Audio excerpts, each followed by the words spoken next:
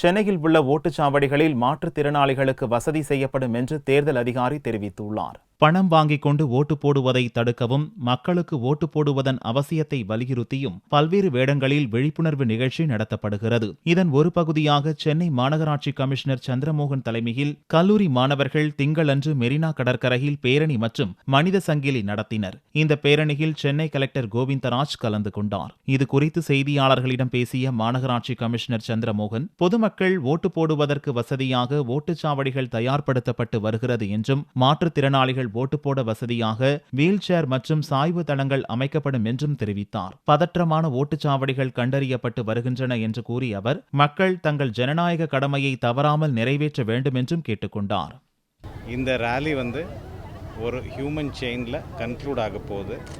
இதன் மூலமாக நம்ம வாக்காளர்களுக்கு அவங்க ஃபர்ஸ்ட் என்ரோல்மெண்ட் கட்டாயமாக 100% பண்ணணும். ரெண்டாவது இன்டியூஸ்மெண்ட் இல்லாமல் ஓட் பண்ணணும்.